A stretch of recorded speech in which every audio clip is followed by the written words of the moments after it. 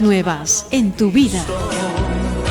Benedictio Dei omnipotentis, Patris et Filii et Spiritus Sancti, descenda super vos et maneat semper.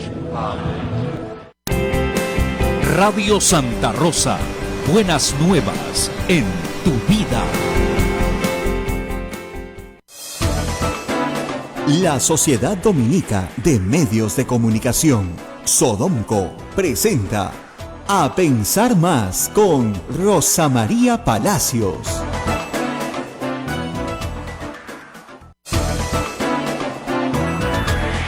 8 a.m, señoras y señores, muy buenos días, bienvenidos a la red Sodomco, Sociedad Dominica de Medios de Comunicación. Ya estamos conectados con Arequipa a través de Radio San Martín, con Chimbote a través de RSD, en todo Lima con Radio Santa Rosa, en el Cusco con Radio Veritas, en Ucayali con Radio Cepagua, en la Convención con Radio Quillabamba y en Puerto Maldonado a través de Radio Madre de Dios. Esta es la red de la Sociedad Dominica de Medios de Comunicación. Y un cariñoso saludo también para Ayacucho, que nos escucha a través de la voz de Ayacucho, y en Huánuco, todo Huánuco nos escucha a través de Radio Huánuco Frecuencia Modulada. Gracias también a AM Tagua. Rosa María Palacios, muy buenos días, aunque no es muy buenos para muchos peruanos que están muy estamos muy tristes. Tristes por el fallo final y definitivo en última instancia de la justicia deportiva, que no es igual a la justicia, hay que decirlo, a la justicia ordinaria. Paolo Guerrero no va a poder ir al Mundial, eso ya lo sabemos. Estamos a 30 días del Mundial, aún sin intentar algún recurso final. Ya no hay tiempo, la verdad que... No hay tiempo, ya no se puede hacer absolutamente en 30 nada. días es muy difícil. Entiendo que sus abogados están tratando de recurrir justamente a la justicia ordinaria de Suiza. Podrían declarar la nulidad del laudo arbitral, pero creo que dentro de los 30 días eso es muy, muy difícil. Por lo tanto, hay que hacer, lo que se hace en estos casos, ¿no? Cuando te falla un jugador, bueno, con mucha tristeza, pero a salir adelante. El Perú tiene que ir a un mundial de todas maneras. Este es felizmente un juego de equipo.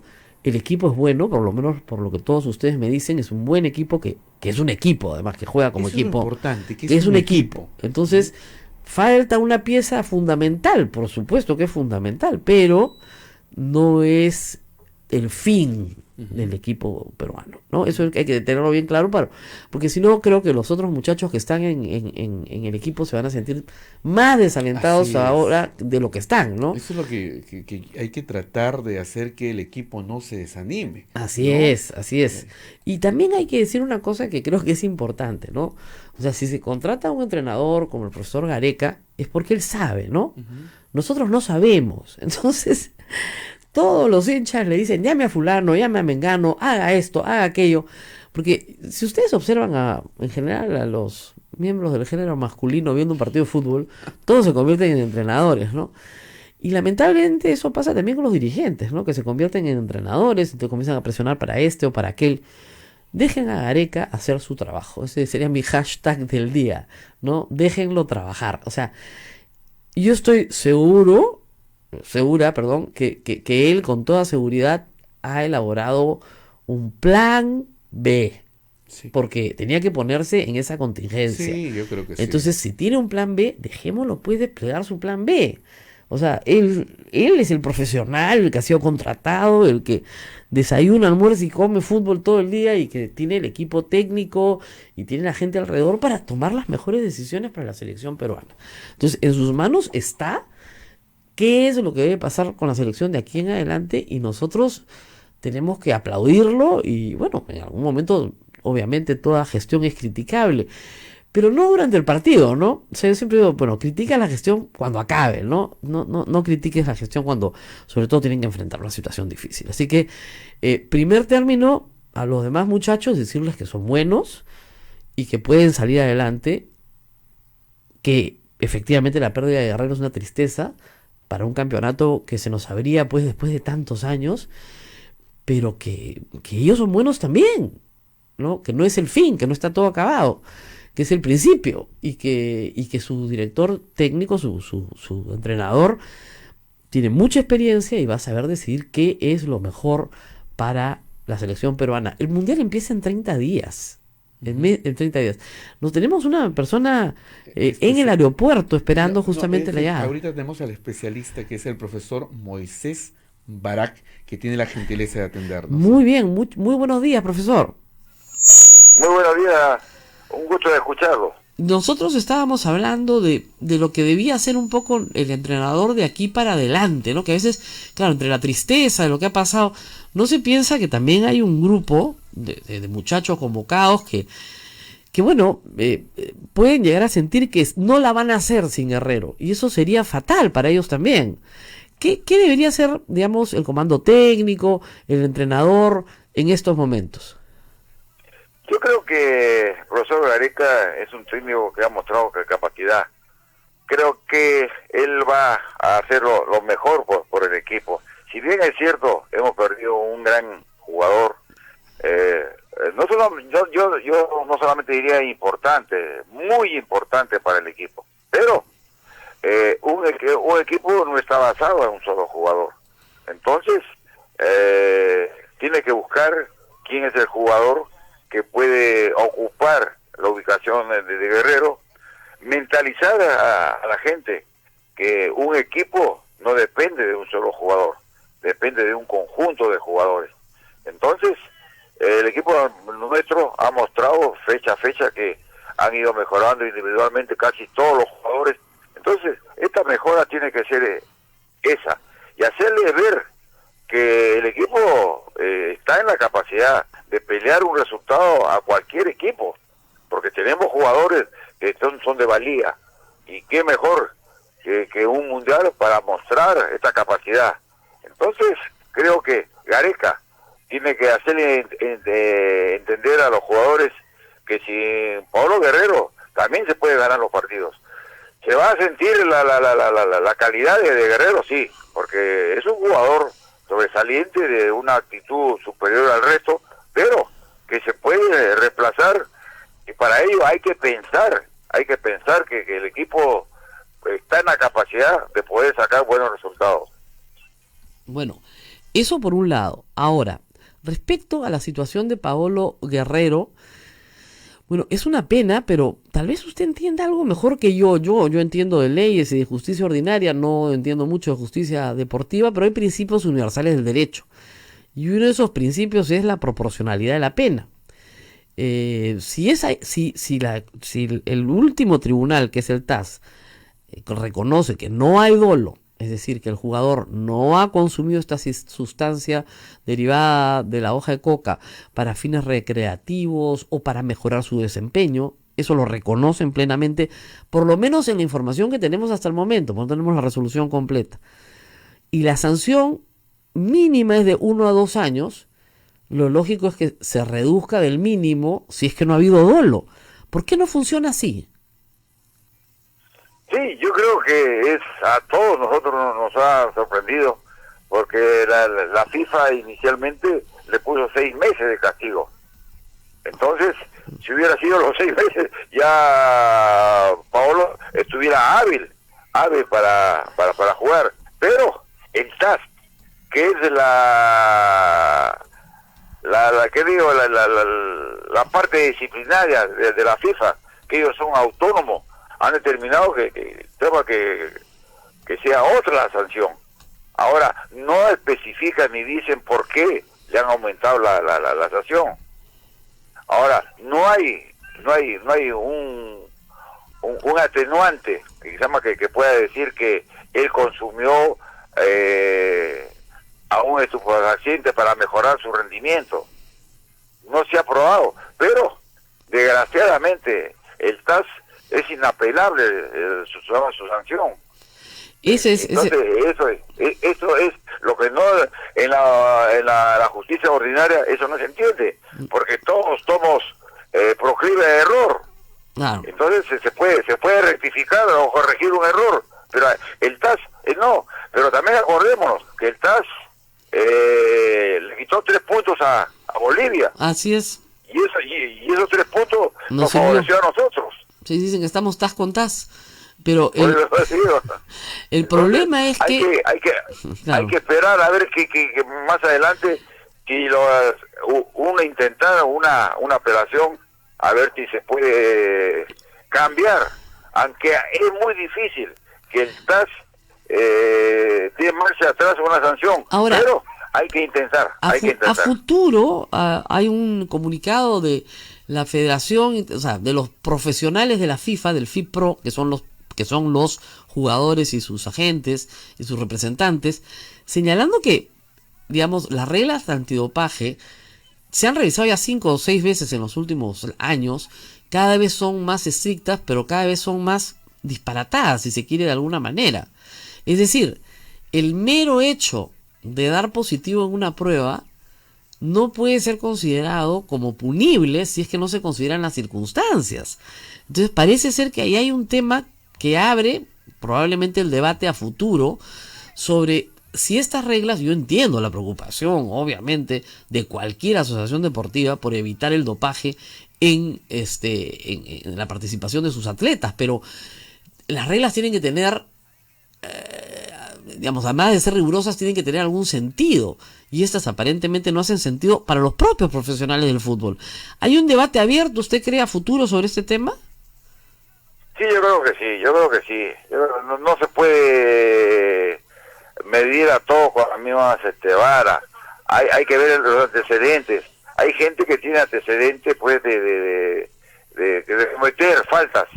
Guerrero nunca en su vida ha tenido una sanción por haber consumido droga. Nunca en su vida se le ha vinculado con algo doloso. Él es uno de los jugadores ejemplares que hay en el fútbol. Entonces, todo eso tiene que tomarse en consideración. Es igual que la justicia, cuando castiga a alguien que ya tiene antecedentes, a alguien que es inocente. No se le puede medir con la misma vara. Al que ya tiene antecedentes quiere decir que es un tipo que ya varias veces ha cometido esos mismos errores. En cambio, uno que no tiene antecedentes, que por primera vez, o que en forma casual.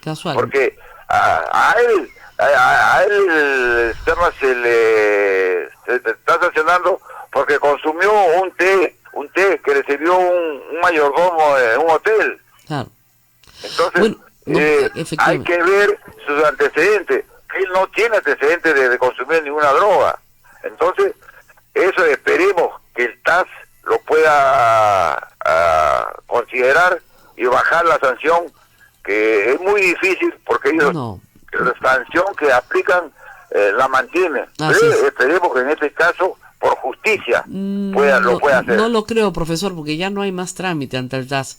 Yo le agradezco mucho haber estado con nosotros esta mañana hablando de Paolo Guerrero, una pena para toda nuestra audiencia, y gracias, profesor, por habernos dado estos alcances, y que siga adelante el equipo. Por cierto, el equipo tiene que seguir adelante y Gareca tiene que seguir siendo el entrenador que piensa por el equipo. Nosotros no pensamos por Gareca, ni le decimos qué tiene que hacer Gareca, ni tampoco a la dirigencia.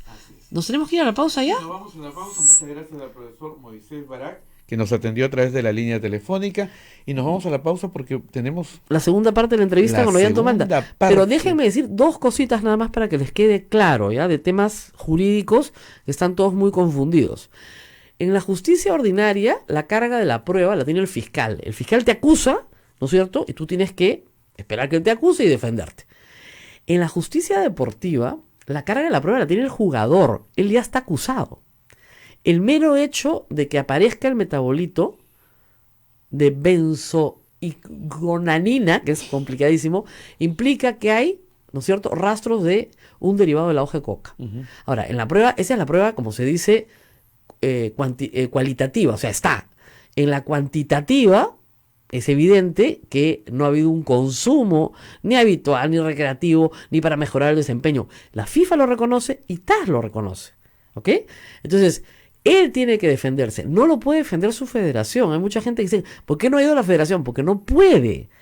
Tiene que ir el jugador solo, con sus abogados que él contrata, porque esas son las reglas del juego.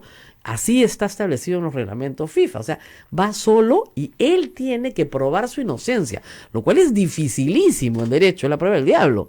Pero lo que ha probado, por lo menos, es que no hubo dolo alguno. Si hubo negligencia, y ahí viene la discusión, en las teorías de la negligencia, y por eso yo quiero ver la resolución completa, tú eres negligente cuando, por ejemplo, tú cruzas la pista, ¿no es cierto? Cuando el semáforo no te está dando a ti, ¿no es cierto?, la opción de cruzar, vienen un montón de carros y cruzas por en medio de la calle. Negligente, te atropellan, negligente. Pero si tú te paras en el crucero peatonal, esperas que la luz te dé pase y cruzas por el crucero peatonal y te atropellan, el negligente no ha sido tú. ¿Se dan cuenta de la diferencia? Igual, si Paolo Guerrero se hubiera ido al mercado, donde su prima a comerse un caldo, ¿no?, y al lado la tía hace moliente con hoja de coca, ¿no es cierto?, tempranito en la mañana porque le da fuerza, ya, eso es una negligencia. No hay dolo, el señor no quería tomar nada que tuviera mate de coca, pero es una negligencia. Pero no hizo eso. La diligencia de vida, en la teoría del riesgo controlado, digamos, es que tú actúes como debería actuar, con cautela, una persona que observa todos los estándares de su profesión. Y en su profesión, ¿cuál es el estándar? La concentración, que está sometida a un régimen de cuidado por un staff técnico, nutricionista, médicos, etc. Entonces, yo sí creo que él cumplió con la diligencia de vida. Por lo tanto, si hay una sanción objetiva, es decir, hay metabolito, hay sanción, los 6 meses eran más que suficientes, aun cuando la mínima, de acuerdo al reglamento FIFA, sea 1, porque es la mínima cuando hay dolo. Claro. Pero aquí no hay dolo. Ahora, 2, muchos han dicho, él jamás debió apelar y ahí quedaba. Falso, porque la Asociación Mundial Antidopaje iba a apelar de todas maneras. ¿Ok? Que apeló una semana después que él, no importa, iba a apelar de todas maneras porque estaba pidiendo además 22 meses. Si él no participaba en el proceso, ¿no es cierto? Porque él no participaba en el proceso, no iba a tener posibilidad de defenderse. Por lo tanto, le clavaban los 22 meses. Entonces, sus abogados han logrado 14, porque si no, le ponían los 22 meses por seguir este consejito. Que le funcionó al Chorrillano Palacio, sí, en otra época, con otras reglas. Hoy las reglas son muchísimo más severas. Fíjense ustedes lo que le pasó a nuestra maratonista, ¿no es cierto? A Gladys Tejeda, una mujer que no tiene ninguna duda sobre su sobriedad, sobre su entrenamiento físico, sobre su talento. Felizmente el Comité Olímpico Peruano logró interceder por ella. Le habían dado un medicamento autorizado por su médico y le quitaron la medalla de oro que ganó los Panamericanos con 700 metros de diferencia. Se la quitaron y ella no había hecho nada incorrecto. Entonces, digamos, hay que revisar estas normas antidopaje, creo, porque yo entiendo que el caso ruso, que ha sido muy dramático, y otros más, han movilizado a todas las instancias deportivas mundiales, olímpicas, y a las federaciones y a las asociaciones mundiales de deporte a ser más estrictos. Y está muy bien, pero no en estos casos, pues, ¿no es cierto? La sanción, como yo digo en un post que he escrito, lo recomiendo, está en mi blog, rosamariapalacios.pe, y ahí explico toda la cronología de los hechos. Y está bien sencillito, está menos legal que lo que he explicado. La cronología de los hechos y lo demás explica qué es lo que pasó. Vamos a la pausa y regresamos. Sodomco, Sociedad Dominica de Medios de Comunicación. Somos la primera emisora católica del Perú. La primera en llevarte la mejor información, veraz y precisa, desde el mismo lugar de los hechos. Radio Santa Rosa, buenas nuevas en tu vida.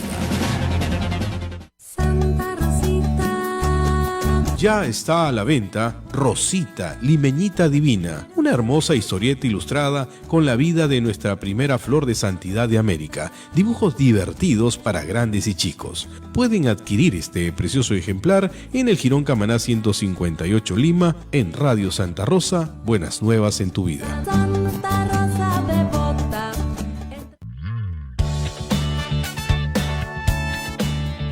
Si quieres ser un fraile predicador, conócenos. Ingresa a www.jovenesognet.com o escríbenos a vocaciones@peru.op.org. Orden de Predicadores.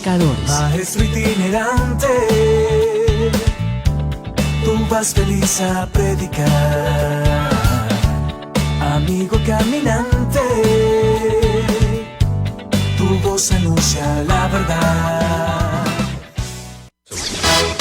Amigos de la radio, ya salió la nueva edición de nuestra revista Ondas. Un nuevo número finamente ilustrado, con artículos del padre Javier Abanto Silva y del padre Jorge Cuadros Pastor. Además, notas exclusivas sobre la primera emisora católica del Perú, pinceladas históricas, en contacto con la noticia y mucho más. Adquiérelo a solo 5 soles en Girón Camaná 158. Y recuerda, con tu apoyo ayudas al sostenimiento económico de la emisora del Rosario, Radio Santa Rosa. Buenas nuevas en tu vida.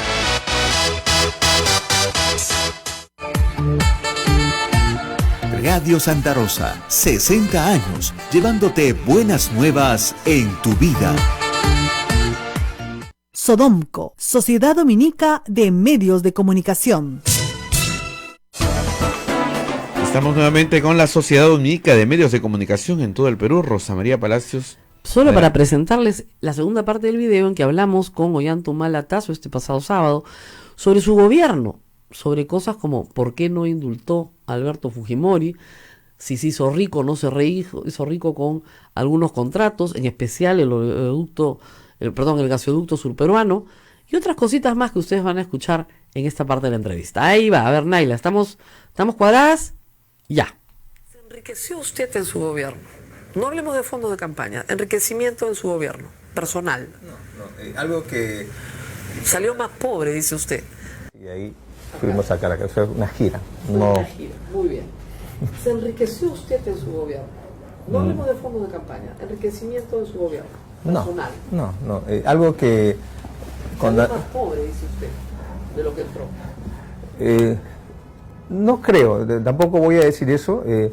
Mire, tanto en la familia de Nadine como en mi familia son familias provincianas emergentes y siempre se han hecho su patrimonio a punche y siempre nos han formado así, no hemos mezclado el interés privado con el interés público. Claro, pero con un sueldo de presidente, con su mujer sin trabajar, ¿no es cierto? Ella tenía un sueldo del partido, es verdad.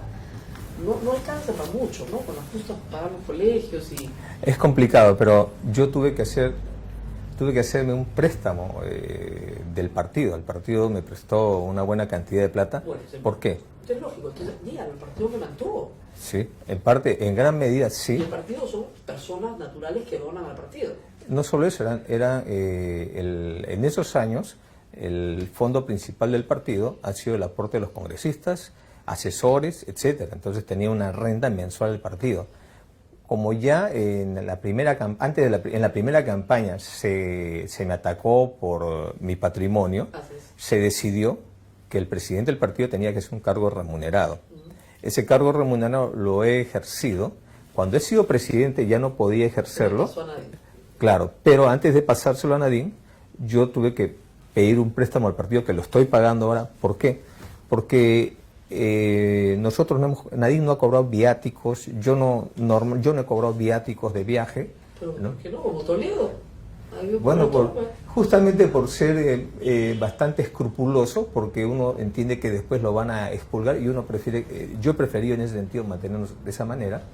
Entonces, hay muchos gastos que tiene un presidente, la familia presidencial, porque como dicen, la nobleza obliga, la representación del país obliga, que no lo va a cubrir el Palacio, y si uno quiere cubrir, después se lo van a sacar como un arma, como un boomerang. Los ternos no se los cubre el Palacio. No, para nada.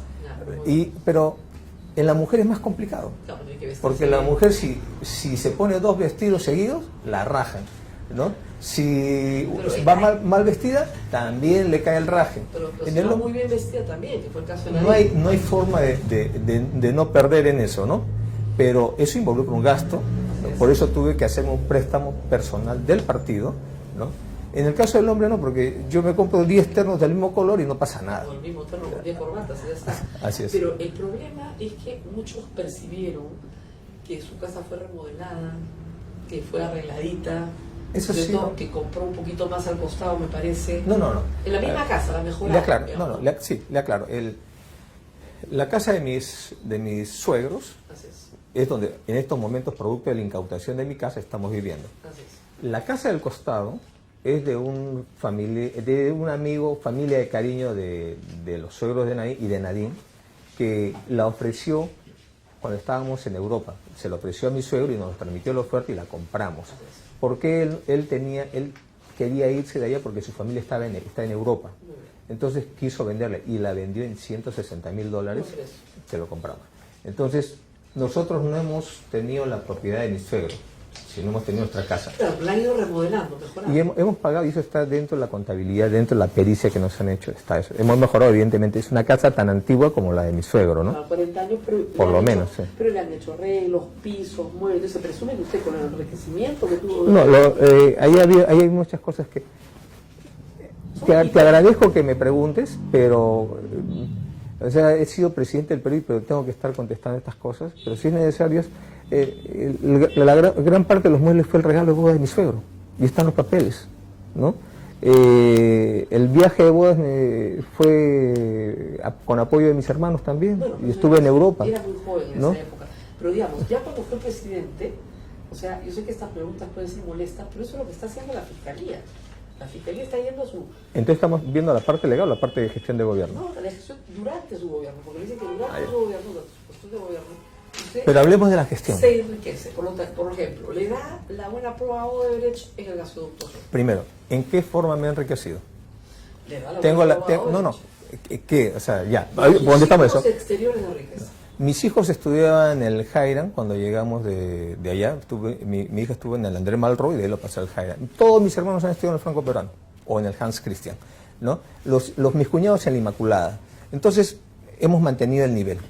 He mantenido la misma casa, la única casa que he comprado como bien familiar a nombre de mi esposa.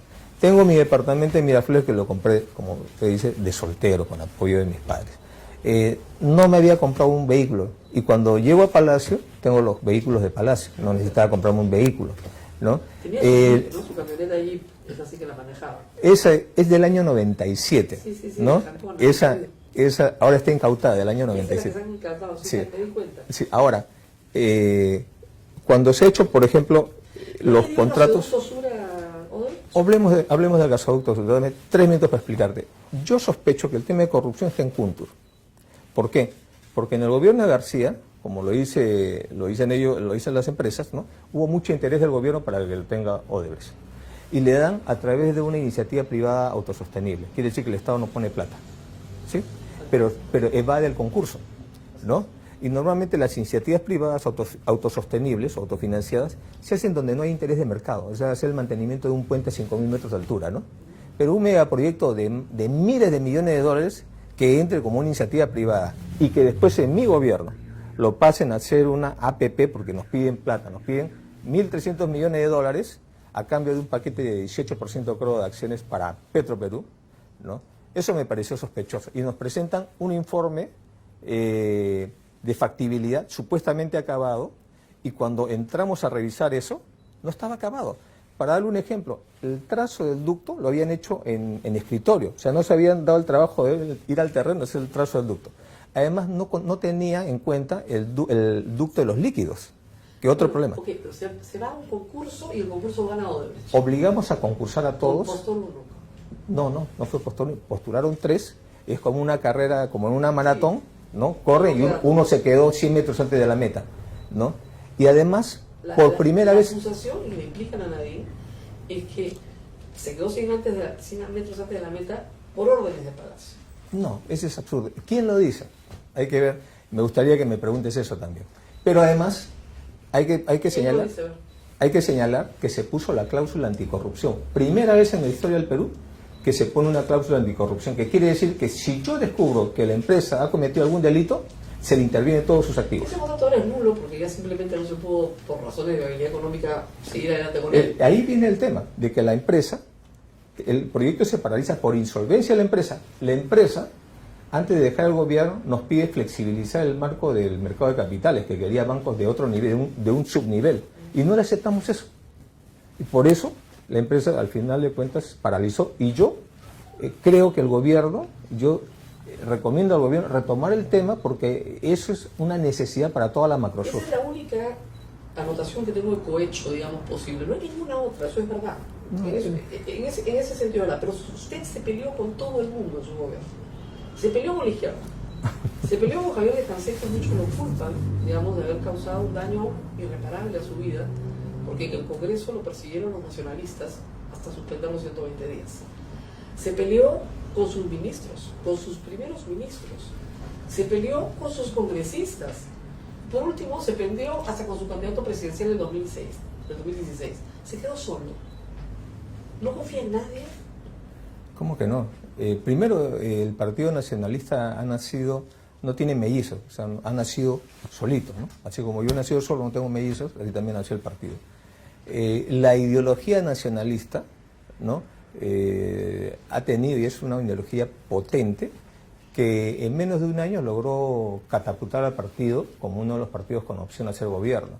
En ese momento nosotros teníamos una serie de carencias, nos faltaban cuadros, ¿no? Y abrimos las puertas a nuestros primos hermanos, que es la izquierda. Pero les fue pésimo en el 2006, se les fue la mitad de UPP, se les fue. Ese Debió haber aprendido la elección, pero no la aprendió. En 2011 metió la misma gente al Congreso y se les fue la mitad.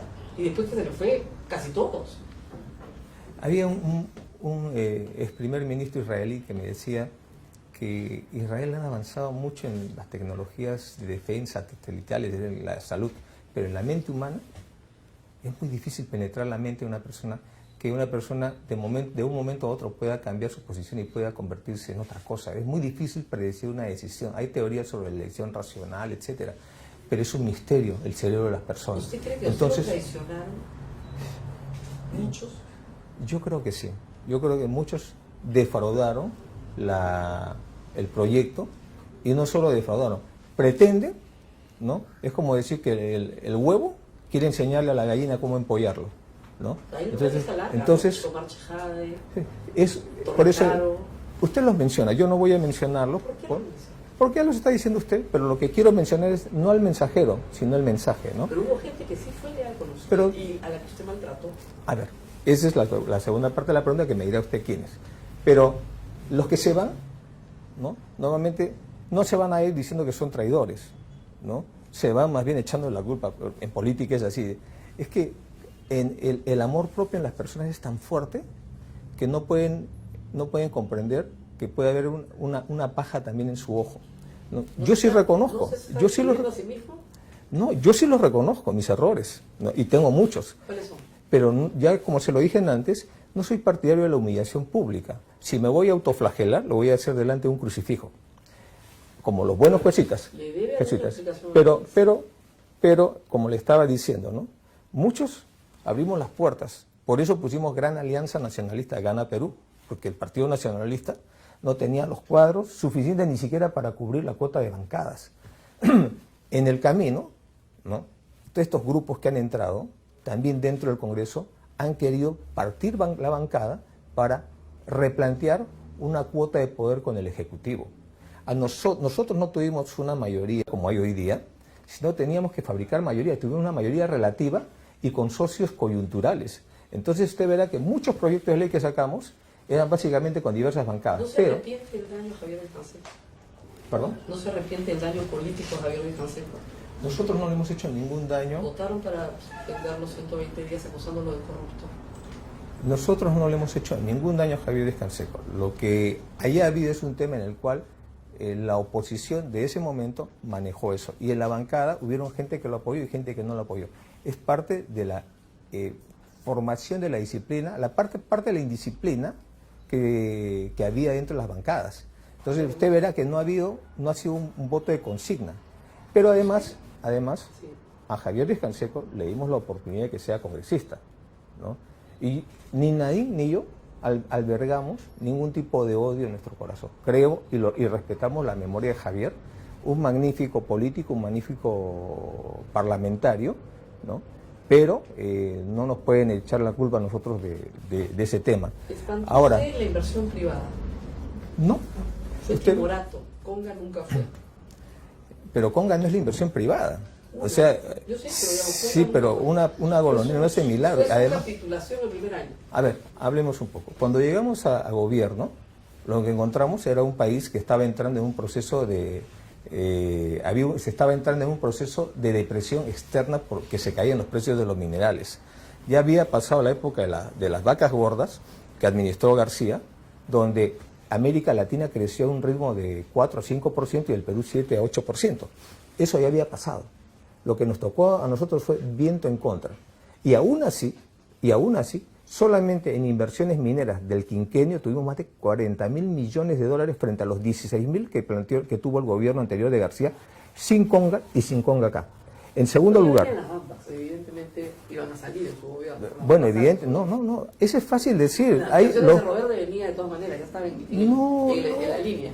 Eso es menospreciar, eso es menoscabar o menospreciar el trabajo. Los grandes proyectos no nacen, ya está encaminado, no. Permanentemente hay problemas, y más aún cuando ya está listo en ejecución, vienen los conflictos sociales, porque todo el mundo quiere estar en el momento de la cosecha, no en la siembra, pero sí en la cosecha. Pero ¿qué proyecto importante es su legado de gobierno? Mira. Yo le voy a decir, pero primero déjeme dar a luz. Segunda vez que le pido que me deje dar a luz. Parto natural, no me obligue a un aborto, o a una cesárea, disculpe, ¿no?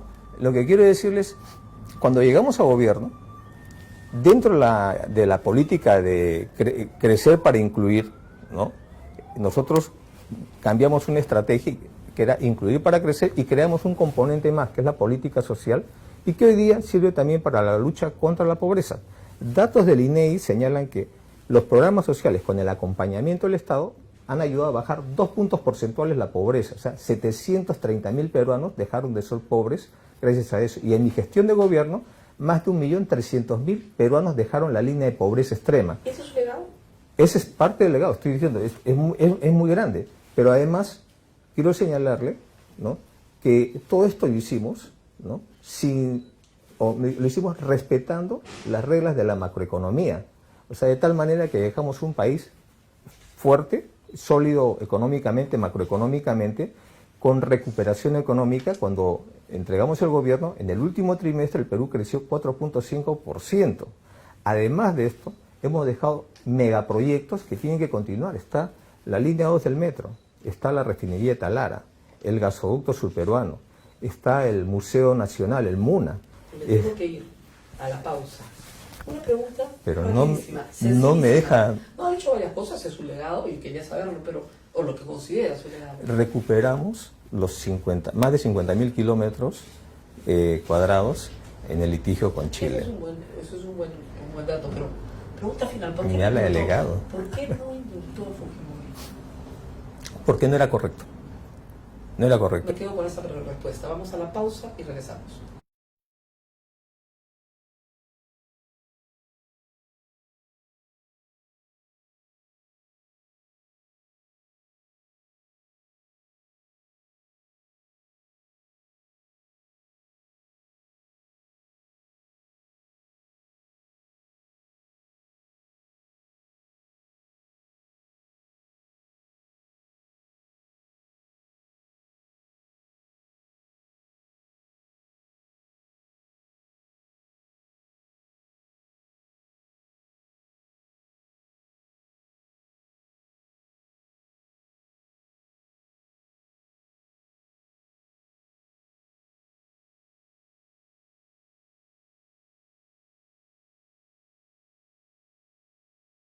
Lo más importante, mantén la calma, evita llamar y menos insistir. Utiliza los mensajes de texto o la internet para comunicarte. Y si estás en la zona de emergencia, marca el 119 y deja un mensaje de voz. Esta es la comunicación luego de una emergencia. Escribe primero y evita llamar. Mayor información en www.mtc.gov.pe o con tu operador de servicios, Ministerio de Transportes y Comunicaciones. En Radio Santa Rosa, hagamos lío con el Papa Francisco. ¿Qué hay en la raíz de la esclavitud, del desempleo, del abandono de los bienes comunes y de la naturaleza? La corrupción, un proceso de muerte que nutre la cultura de la muerte. Porque el afán de poder y de tener no conoce límites. La corrupción no se combate con el silencio. Debemos hablar de ella, denunciar sus males, Comprenderla para poder mostrar la voluntad de hacer valer la misericordia sobre la mezquindad, la belleza sobre la nada. Pidamos juntos para que aquellos que tienen un poder material, político o espiritual no se dejen dominar por la corrupción. Gracias, Papa Francisco. Radio Santa Rosa. Buenas nuevas en tu vida. Benedictio Dei omnipotentis, Patris et Filii et Spiritus Sancti, descenda super vos et maneat semper. Santa Rosa, buenas nuevas en tu vida. Sodomco, Sociedad Dominica de Medios de Comunicación.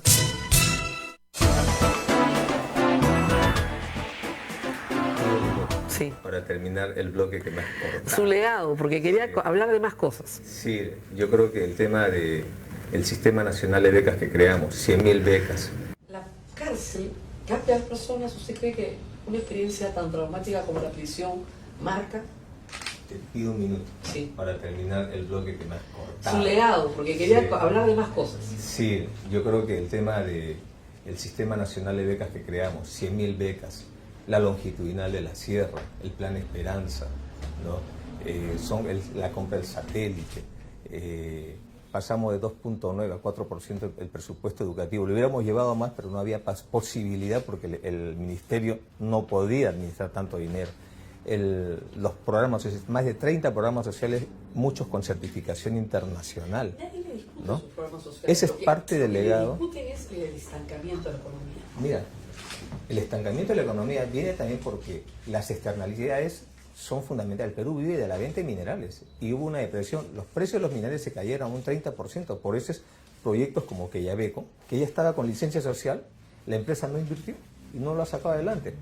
Otros proyectos como Conga, Tía María, son proyectos que no le pueden echar la culpa al Estado, es un problema de los privados, que han tenido una mala relación, se han portado pésimo con las poblaciones y quieren que el Estado venga a solucionar ese problema.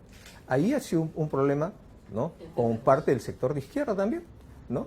La modernización de la Fuerza Armada, las previsiones que tomamos para el niño costero. ¿Qué hubiera pasado si no hubiéramos comprado el buque logístico, los helicópteros, los camiones de transporte, aviones de transporte, de carga? ¿Qué hubiera hecho este gobierno con el niño costero?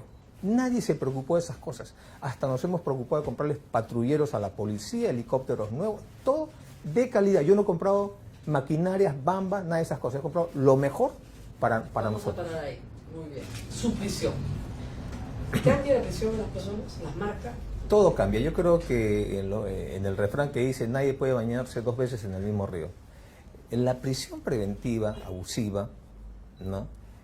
Tiende, o en general la prisión tiende a destruir a la familia, ¿no? Es una situación que no se la deseo a nadie. No se usa te quita, más allá de la libertad, en mi opinión, la libertad mezclada con el tiempo, con la calidad, ¿no? Y peor en nuestro caso, porque en la prisión ponen a la madre y al padre, y se produce una situación inédita porque mis hijos, 3 menores de edad, tienen inmediatamente que ser administrados, en el buen sentido, por su abuela. Pero su abuela también está siendo investigada. Entonces, es una desgracia porque ya cambia la vida social, como cuando tienes un pariente con una enfermedad terminal en el hospital, ¿no? O los chicos se independizan, se buscan su pareja, todo el mundo quiere terminar, pierdes amigos también, etcétera, ¿no? Pero en nuestro caso ha sido al revés. Se ha consolidado la familia. Yo he visto a mis hijos, a mis hijas con sus bracitos, con los sellos, ¿no? Mi hijo venía los días sábados a verme a mí y mis hijas tenían que ir en la visita de mujeres los sábados. El domingo mi hijo tenía que ir un poco tarde para no estar presente en la cola y escuchar todas las palabrotas que se dicen en las colas, ¿no? Así es, eso es traumático, que los revisen, menores de edad que tienen que revisarlos, ¿no? Así es, ¿no? Yo agradezco en ese sentido, ¿no? La solidaridad, ¿no? De los círculos de amigos, de padres de familia del colegio, los amigos de mis hijos, ¿no? Se ha consolidado el círculo. Mis hijos han estado están con una terapia psicológica cada uno. El daño que se ha hecho es irreparable, no puedo cuantificarlo ahora, eso se va a ver en el futuro. En su caso lo metieron en una prisión solo, que es una cosa muy rara. Ha pasado muchas horas de soledad. Tiene que haber tenido tiempo para pensar, ¿por qué estoy metido acá? ¿Qué he hecho para merecer esto? ¿Por qué estoy acá? ¿Por qué estaba metido usted en la cárcel? Yo creo que con Nadine somos víctimas de prácticas, de las viejas prácticas montesinistas, que es la aplicación del terrorismo político, del terror político, que a través de funcionarios de instituciones te aplican todos los mecanismos para tratar de destruirte. En el pasado empleaban la SUNAT, etc. Hoy día, con sospechas, nos han quitado nuestra libertad por prácticamente 10 meses. ¿Cómo podemos enfrentar nosotros un proceso de investigación si no tengo una comunicación segura con mi esposa? O sea, ¿usted cree que esto corresponde a una conspiración política en su contra? Yo creo que esto es parte de intereses que van más allá. ¿Dirigida por quiénes? Que van más allá de un fiscal o de un juez. ¿Dirigida, después de eso... ¿Dirigida por Alan García? Mire, son los momentos de mayor lucidez que le he visto cuando usted me dice esto, ¿no? Porque evidentemente un juez y un fiscal no tendría la capacidad de esto. ¿No se defendió usted, déjalo pensar en la cárcel, de Alan García cuando hablaba de la reelección conyugal y la reelección conyugal y usted no quería responder? Lo tuvo loco 3 años con la reelección conyugal y eso lo destruyó políticamente. ¿Por qué no le respondió? Yo creo que fue un error, no haber frenado ese tema, porque en la coyuntura creíamos que no había que darle importancia y ahora nos damos cuenta de que inclusive este señor ni siquiera es el creador. Esto viene de intereses económicos que estaban acostumbrados a gobernar el país con el presidente y en nuestro caso no. Nosotros no permitimos que los empresarios cogobiernen con nosotros. Entonces se utilizaron a este señor que usted lo ha mencionado como vocero y estuvo durante 3 años en ese tema, pero el problema de él son en realidad los narcoindultos. Y eso no es un problema que lo deba atribuir a mi esposa o a mí. Lo que yo creo, yo creo que justamente el primer mandamiento de la ley de Dios es amar a Dios sobre todas las cosas. ¿Por qué? Porque seguramente Dios encontraba que la gente muchas veces tenía un amor propio enorme, ¿no? Y entonces no eran capaces de poder ver sus propios errores y ante sus limitaciones y errores prefieren personalizar eso en otra persona. Entonces, yo siempre la veo a usted, la estoy viendo con mucha lucidez, ¿no? Pero además, además de eso, yo creo que no fue un tema, nosotros no hemos perseguido a nadie, ¿no? Ese tema de narcoindultos era un hecho comprobado, la prensa lo sabía, no es que lo inventábamos ni nada de esas cosas. Ahora, creo yo que en nuestra situación, al ponernos 10 meses de prisión preventiva abusiva, que el Poder Judicial, más allá de lo que dice un juez, ¿no?, haya dicho no nos interesa una casación, no nos interesa sentar un precedente jurídico sobre este tema y que tenga que ser el Tribunal Constitucional, máximo ente de garantías constitucionales que enmiende la plana en el buen sentido, me preocupa porque estoy viendo justamente lo que digo, ¿no?, que hay intereses más allá de un juez y un fiscal, que después de haber salido, para salir nos han demorado 4 días, ¿no?, después de haber salido nos quiten nuestra única casa familiar. O sea, ¿cómo podemos llamar esto si no es prácticas montesinistas de aplicación del terror político en las cuales mi familia no hemos tenido tiempo de sentarnos con nuestros hijos, con Nadine, y decirles, miren chicos, esto ha pasado, esto es así. No hemos tenido tiempo de procesar ese problema y entramos, una mañana nos tocan el timbre y tienen que salir mis hijos sin tomar desayuno, ¿no? Y tenemos que estar buscando a dónde ubicarlos y sacar ellos sus cosas para el colegio. Felizmente que están de vacaciones, ¿no? Y esa noche mi hijo ha dormido en la casa de un familiar, mis hijas en la casa de unas amistades y yo y Nadine hemos tenido que dormir en la casa de mi suegro. Esto ha obligado también a que mi cuñado tenga que mudarse y buscarse un departamento. y estamos siendo víctimas de una hostilización permanente. No solo es hoy día, ayer, todos los días hay una hostilización en contra de nosotros. Así es, la cosa es así, ¿no? Entonces, yo siento... ¿No tiene resguardo policial? Tenemos un resguardo policial que esperemos que se mantenga, porque yo no he perdido mi condición de expresidente de la República, pero es lo único que tengo, y mi pensión de expresidente, no tengo nada más. ¿El Congreso no le pone personal? No, nada, el Congreso no ha puesto nada, y tampoco voy a estar mendigando al Congreso. Yo soy un expresidente, no tengo por qué mendigarle a una institución que tiene 5% de aprobación.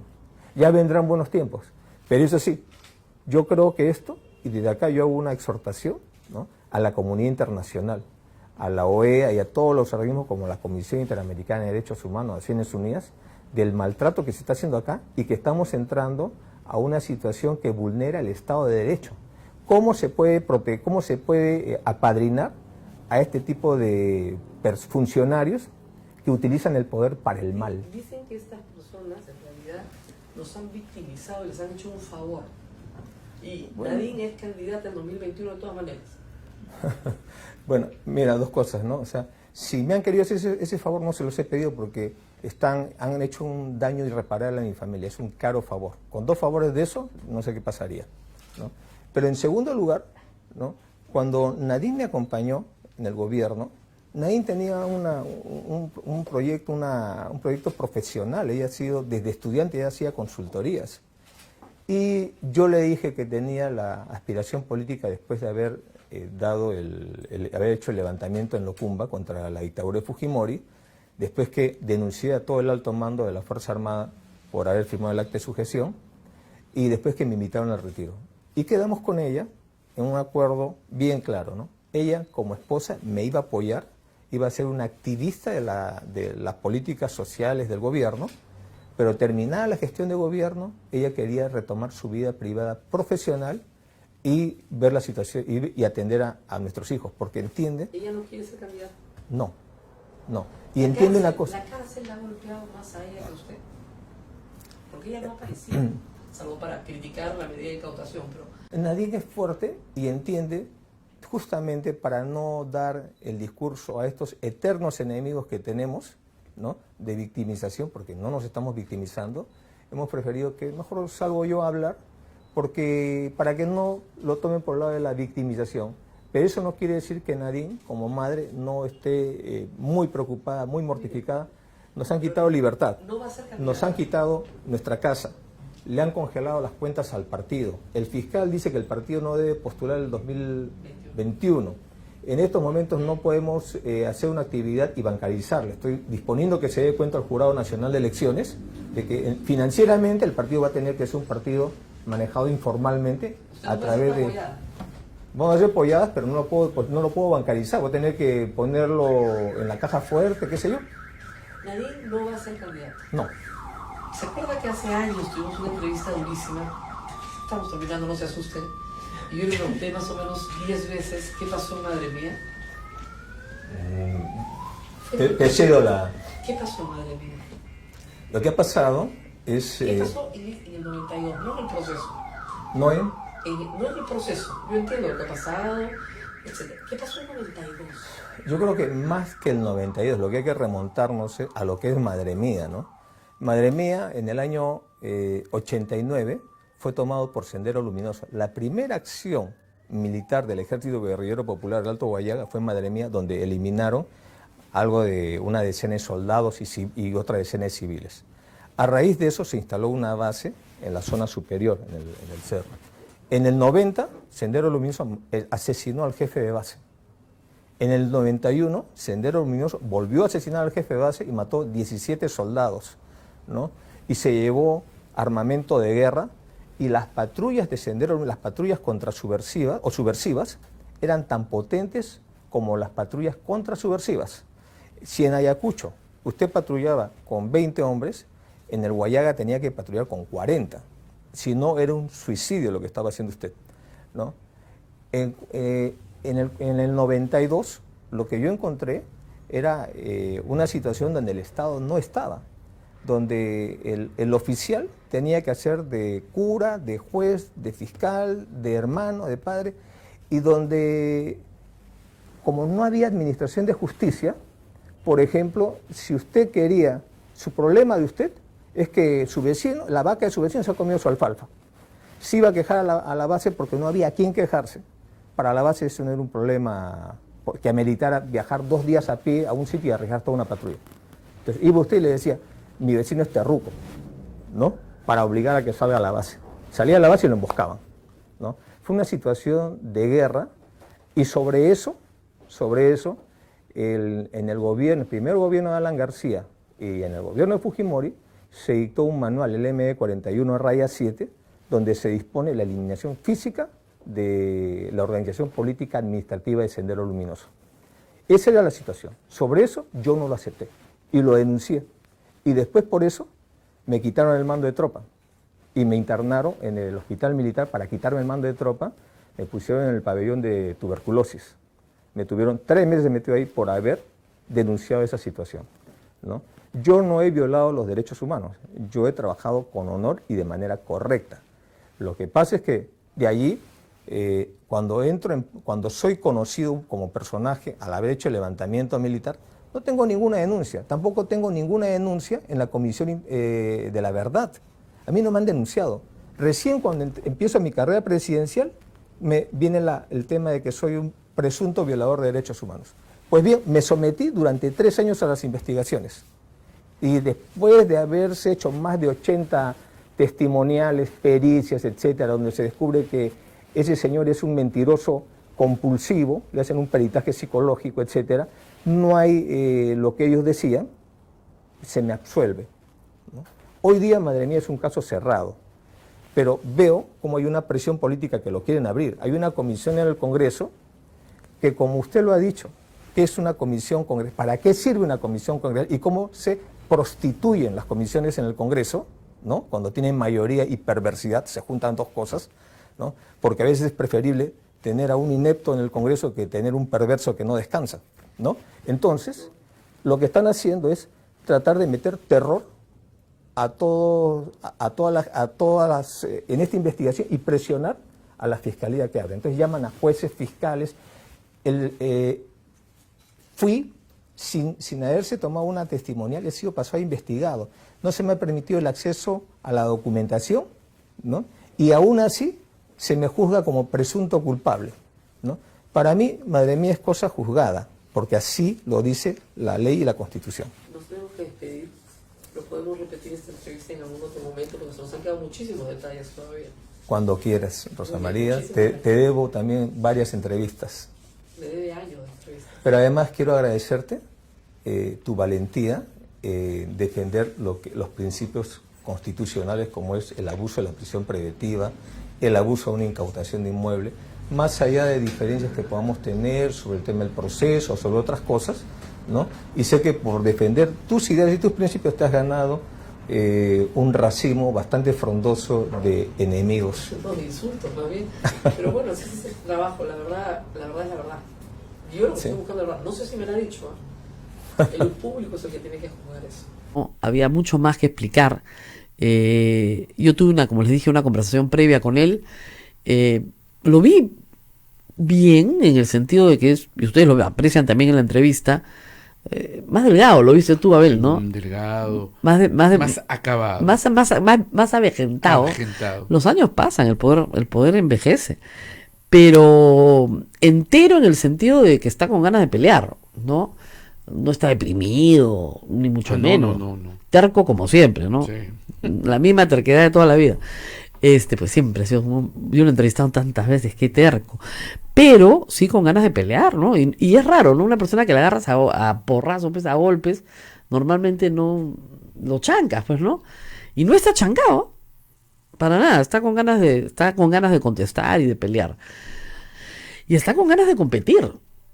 El mismo hecho que nos cite a su partido, que la mayoría de entrevistas las den su partido. Salvo la de RPP, todas han sido. Todo eso pues nos habla de que él quiere volver a la contienda política. Yo creo que él quiere postular en el 2021. Eso es lo que me, me llama más la atención. Y quiere postular contra Keiko Fujimori de nuevo.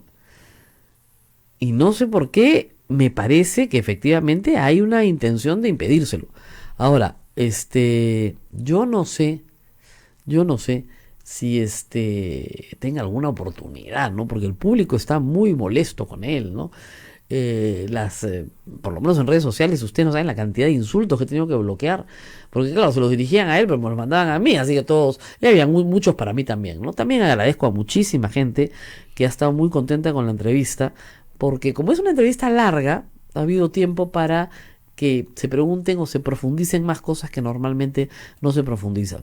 Yo no creo que él haya dado respuestas que necesariamente lo favorezcan. Como les digo, esta narrativa de yo provengo de una clase media, de una casa de clase media, no ayuda para una investigación que se empieza en el 2005, cuando él ya estaba requete casado y tenía 2 hijos. O sea, ayuda para decir, claro, yo no nací de un huevo, no es que nunca haya tenido. Hay otras líneas, digamos, en su narrativa que hubieran podido ser mucho más útiles, pero cada político le exige, ¿no es cierto?, una determinada atención dependiendo de sus asesores y de lo que le han dicho que tiene que decir, lo que él considera que debe decir. Pero en fin, cosas que debemos añadir antes de irnos. Lo de la congresista Foronda creo que es un escándalo, ¿no? Y acá sí hay una aclaración para todos los oyentes que me han escrito. Miren, cuando una persona cumple su pena, la cumple, aun cuando no haya pagado la reparación civil, pero cumple los años de condena y es excarcelada porque cumplió, se borran los antecedentes penales. Eso es lo que dice el Código Penal. A muchos les sorprende. Dice, oiga, ¿y esto que de pedir certificado de antecedentes penales? Cuando tú pides un certificado de antecedentes penales es para ver si la persona tiene una condena vigente, suspendida, por ejemplo. Nada más. Pero nada más, no te habla del pasado de una persona que ha cumplido una pena. Porque en el Perú no hay un registro de los que fueron condenados. Hay un registro de condena, sí, pero una vez que tú terminas, se acabó, sales del registro. Entonces, en los meses recientes, se han aprobado leyes, por ejemplo, para que los terroristas no entren a la administración pública. Ya se había aprobado una para que los terroristas no entren al sistema educativo. Y el Ministerio de Educación decía, bueno, ¿dónde está el registro de los condenados por terrorismo? Y es que ese registro lo tiene que reconstruir el Poder Judicial, porque no existe. Ese es el problema. Si esta señora ha estado 2 años prácticamente de secretaria de la congresista Foronda, era emerretista y nadie se dio cuenta, es porque no hay un registro. ¿Se entienden? Entonces, si el Perú quiere que de todos los condenados por cualquier delito se conozca esto perpetuamente, tiene que haber un registro. Ahora, eso sería violatorio de la Constitución y probablemente de todos los tratados de derechos humanos. ¿Por qué? Porque es negarle la oportunidad a una persona de reinsertarse y mantener el estigma de la cárcel. ¿Ok? ¿Usted le daría trabajo a un preso? Probablemente me va a contestar no. ¿A un ex convicto, no? Y supongamos que ese ex convicto efectivamente pues trabajó, estudió, se reinsertó en la sociedad, o por último, era inocente, estaba mal condenado, lo que fuera. Entonces, el estigma, ¿no es cierto?, pesa mucho, ¿no? ¿Y qué pasa con la gente que no puede conseguir trabajo después de que sale de la cárcel? Vuelve a caer en el delito. Y es lo que no quiere la sociedad. La sociedad quiere que la persona que ha salido de la cárcel trabaje honradamente, se gane la vida, forme su familia, su proyecto de vida, etcétera, ¿no es cierto? Entonces, ahí hay una ponderación, digamos, de derechos que el Congreso creo que no está discutiendo y que nosotros como ciudadanos tenemos que entender. ¿Hay el derecho de nosotros de protegernos de una persona que creemos que puede volver a delinquir? Sí. ¿Hay el derecho de la persona de reinsertarse en la sociedad? Sí. ¿Cuál pesa más? Entonces algunos dirán, para algunos delitos. Pero yo no sé. O sea, yo creo que todos los violadores sexuales en algunos países del mundo, ¿no es cierto?, están en una situación de señalamiento. El estigma es permanente. En Estados Unidos, en algunos estados, muchos, cuando un sexual offender, alguien que ha cometió algún delito de implicancia sexual, alguno, ¿no?, sale de la cárcel y se va a mudar a un lugar, tienen que notificarle a todos los vecinos que se está mudando a ese lugar. Y los vecinos salen a protestar porque no quieren que en su barrio viva un violador de niños. ¿Y dónde viven entonces? Bueno, terminan mudándose a zonas donde están viviendo todos juntos. En ciudades más grandes, ¿no? Pero a pueblos pequeños no pueden ir, el pueblo entero sale disparado, va a echarlos. Les pintan la casa, llaman al sheriff, o sea, hay una hostilización permanente. Porque presumen que ese sujeto va a volver hacer lo mismo. a hacer lo mismo. Ahora, se le avisa para que los niños no se acerquen a esa casa, etcétera, etcétera, ¿no? Pero de todas maneras hay una disyuntiva jurídica compleja. No es fácil. O sea, hay que pesar en una mano el derecho de nosotros de protegernos como sociedad de un posible reincidente versus el derecho de un ex convicto de arreglar su vida sin el estigma de la cárcel. Entonces, efectivamente, esta MRTista tiene derecho a trabajar. Lo que todos decimos es, mira, si no ha pagado la reparación civil siquiera, y aunque la hubiera pagado, no es el Congreso de la República el lugar donde tiene que trabajar. O sea, por principio, nos repele a todos, ¿no? O sea, hay que busque una ocupación, ¿no? Pero no ahí. Y la congresista Foronda, teniendo un abanico de personas a las que puede contratar, no puede contratar a una persona ex convicta del MRTA, porque el estigma de la cárcel se le pega a ella, quiera o no. Quiera o no. O sea, ahí no me diga que tiene su programa, ¿no? Un programa social para contratar reos que han salido de la cárcel. No, pues, ¿no? Y menos de un crimen tan horrendo como el que comete MRTA con las famosas, ayer dije casas del pueblo, cárceles del pueblo, ¿no? Terrible. Que esta mujer lo que hacía era la logística, la que alquilaba los lugares, etcétera. De repente los más jóvenes no recuerdan, pero estos desgraciados secuestraban a una persona y la metían a un closet, ¿no es cierto? O a un hueco, dentro de un closet, ¿no? Y la dejaban ahí 6 meses. Hay casos de gente que murió de inanición. No voy a decir nombres, pero hay un famoso minero que murió de inanición. Lo encontraron su cadáver con 30 y tantos kilos. O sea, unos desgraciados, de verdad, unos desgraciados, gente miserable. Y a otros le sacaron plata y plata y plata y todo lo que pudieron, porque estos iban por la plata, ¿no? Entonces, y estos eran especialistas en exigir cupos a empresas, o sea, estos iban por la plata. Pollay había montado ahí una empresa. Y una empresa de sangre, ¿no? Entonces, no puedes poner una persona que ha estado 18 años presa por eso en el centro, ¿no?, del poder político del Perú. Un problema de juicio de la señora Foronda que tal vez le cueste una sanción, aunque había que revisar el reglamento de ética, ¿no? Vamos a ver. Pero, en fin. Y finalmente Magali Medina, el chisme del día, ¿no? Todo el mundo está hablando de Magali Medina, todos quieren que yo opine. Miren, yo ayer, ante una opinión de Luis W., yo también me quedé pensando, ¿no? Miren, su empresa latina, yo, tú, todo el Perú, sabemos que Magali Medina y Paolo Guerrero tuvieron una controversia judicial, o sea, eso no es un secreto. Sabemos que Magali Medina fue abusivamente a la cárcel, yo de eso estoy absolutamente convencida. Que fuera culpable era otra cosa, pero a nadie lo han metido preso 5 meses por difamación. Esa sentencia no existe, porque el mínimo es 1 año y el máximo 3. Nadie te mete 5 y a tu productor de televisión 3, por algo que publicas en una revista. O sea, toda la sentencia estaba mal. ¿Lo viciada? Tan viciada que la sala superior se la corrige, completa la jueza. ¿Ok? Y la jueza estuvo en una reunión social con la madre de Paolo Guerrero, eso se probó. Entonces, ahí habían varias sospechas de que no había actuado con rectitud. Por lo menos sospechas de Magali Medina. En todo caso, la condenaron y cumplió su condena, pagó todo lo que la señora quería que le paguen, leyeron todas las modificaciones, pero toda la discusión, en el caso de Paolo Guerrero, en ese momento fue la hora de la salida. ¿Ok? Él decía que eran las 8 de la noche y ella decía que eran las 2 de la mañana. Pero lo cierto es que al día siguiente había un partido de fútbol y él no estaba en su concentración, con permiso o sin permiso, pero no estaba en su concentración.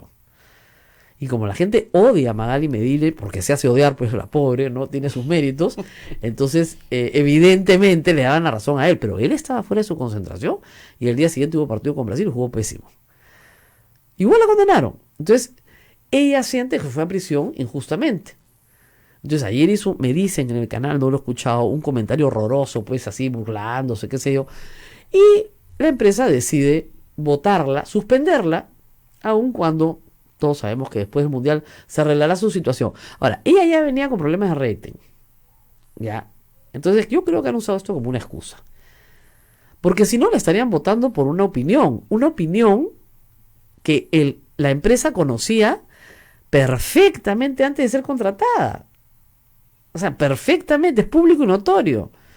Si tú conoces la opinión de una persona y la pones al aire y la contratas para que dé opiniones, porque es un programa de chismes, pero de opinión, tú no la puedes castigar por dar una opinión.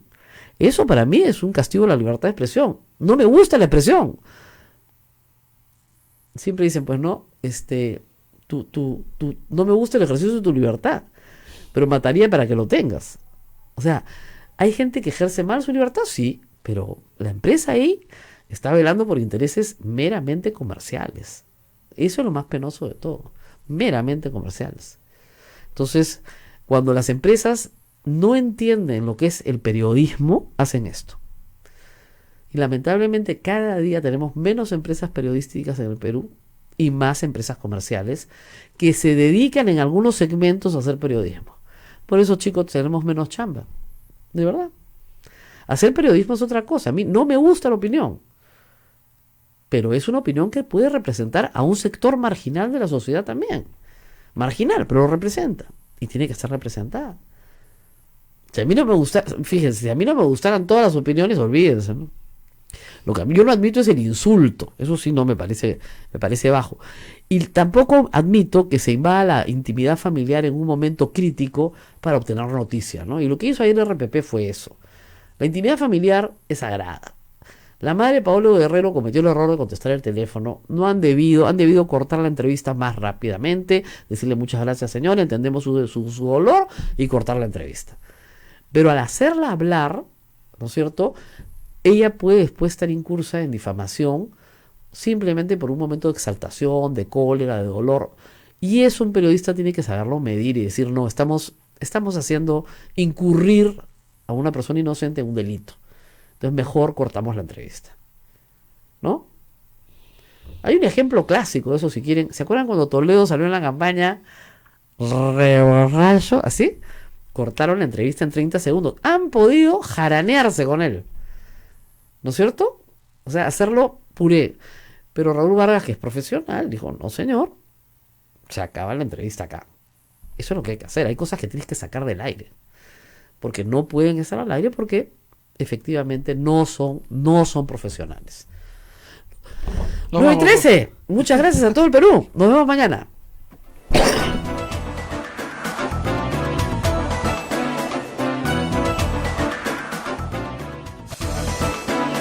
Hasta aquí, A Pensar Más con Rosa María Palacios. Este programa fue producido por la Sociedad Dominica de Medios de Comunicación, Sodomco.